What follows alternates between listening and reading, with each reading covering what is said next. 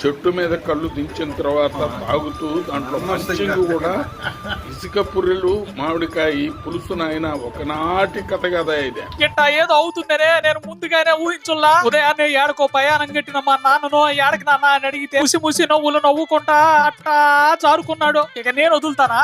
ఇక నేను కూడా అట్ట మా నాన్న వెనకబడి అట్టా వెళ్ళినా. ఇక ఆడ ఎవరాన్ని చూసే అంటా కంగు తిన్నా.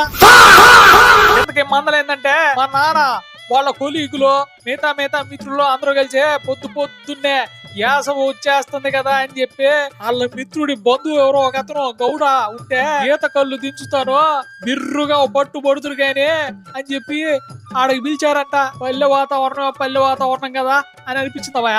బా న్యాచురల్ గా ఉండే ఈత కళ్ళు చెట్టు మీద కళ్ళు దించిన తర్వాత తాగుతూ దాంట్లో మంచింగు కూడా ఇసుక పుర్రెలు మామిడికాయ పులుసునైనా ఒకనాటి కథ కదా ఇది.